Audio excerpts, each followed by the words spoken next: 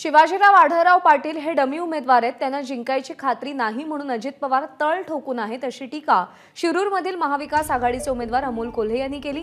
त्यांच्याशी संवाद साधलाय मिकी घई यांनी।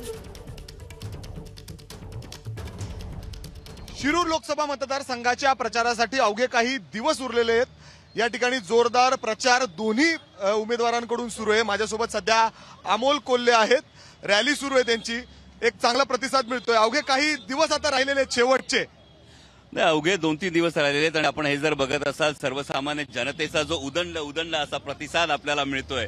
सर्वसामान्य रॅलीत नसलेले सर्वसामान्य जनता हात करून सांगते 2 नंबरचं बटन, सर्वसामान्य जनता सांगते की तुतारी, हेच दाखवून देतंय की मायबाप जनतेनं ही निवडणूक हाती घेतलेली आहे आणि हेच ठिकठिकाणी दिसतंय।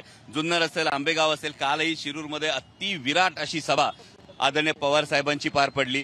त्याच पद्धतीने भोसरी असेल, सगळीकडे मायबाप जनतेने निवडणूक हाती घेतली। पण आपण बघतोय की अजित पवारांनी देखील त्यांची ताकद पूर्णपणाला लावली आहे शिरूर लोकसभेसाठी।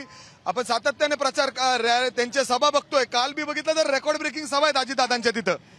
मला असं वाटतं की काल पैसे देऊन आणलेल्या लोकांचे इंटरव्ह्यूज कदाचित काही चॅनल्सकडून मिस झाले असतील आणि त्यामुळे ही जी परिस्थिती समोर येते की एखाद्या राष्ट्रीय पक्षाच्या अध्यक्षाला जर एवढा वेळ तळ ठोकून बसावं लागत असेल, इतक्या सगळ्या नेत्यांची मांदियाळी आणून बसावी लागत असेल, तर हीच गोष्ट दिसते की महायुतीचा पराभव हा थेट अटळ दिसतोय त्यांना आणि त्यामुळे इतक्या मोठ्या नेत्यांना इतका तळ ठोकून मतदारसंघात यावं लागतं। किती ताकदीचा उमेदवार समजता समोरच्याला तुम्ही? समोरचे उमेदवार हे डमी उमेदवार आहे, मी वारंवार सांगतोय, कारण आदरणीय दादांच्या मनात हे उमेदवार आधीपासून नव्हते। कालही शिरूरच्या सभेमध्ये रोहितदादा पवारांनी एक गौप्यस्फोट केला, त्यानंतर दादांनी वेगवेगळे उमेदवार तपासून पाहिले होते।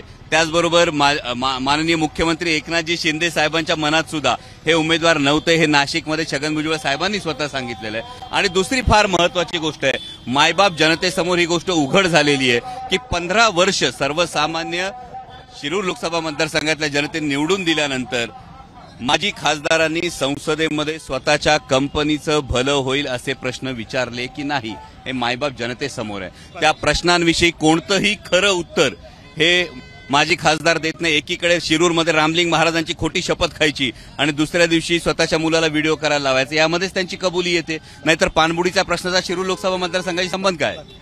मला हे देखील विचारायचंय। आपण बघितलं तर चंद्रकांत दादा पाटील जे आहेत त्यांनी बारामतीमध्ये एक वक्तव्य केलं होतं पवारांच्या विषयी।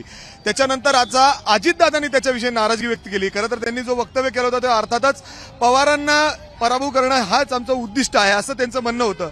अजितदादांनी आज सकाळी सांगितलं की ही स्टेटमेंट त्यांचं चुकीचं होतं, त्यांनी असं बोलायला नको होतं, आम्ही त्यानंतर त्यांना बारामतीमध्ये यायला नाही सांगितलंय, असं सगळं झालंय। मग आदरणीय दादा माननीय पंतप्रधानांनी पुण्यातल्या सभेत जे वक्तव्य केलं होतं त्या वक्तव्याशी सहमत आहेत का?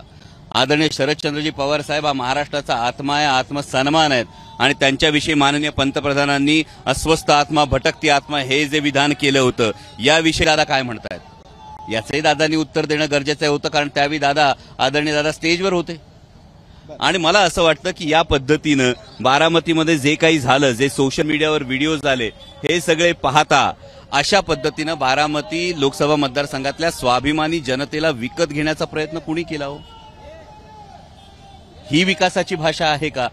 आणि त्यामुळं पुढच्याच ठेस मागचा शहाणा शिरूर लोकसभा मतदारसंघातली जनता पूर्णपणे सजग आहे की छत्रपती शिवाजी महाराजांनी रयतेसर जे राज्य आणलं होतं, भारतरत्न डॉक्टर बाबासाहेब आंबेडकरांनी जे संविधान आणलं होतं, या तत्वांशी, या विचारांशी शिरूर लोकसभा मतदारसंघातली जनता गद्दारी करणार नाही।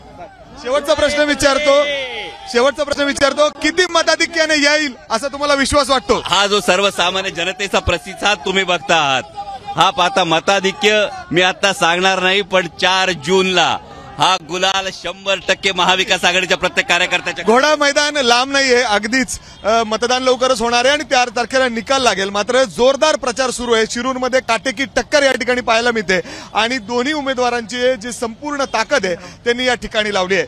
कॅमेरामॅन राजेश बिडकर मी मिकी घई, एबीपी माझा शिरूर। एबीपी माझा, उघडा डोळे बघा नीट।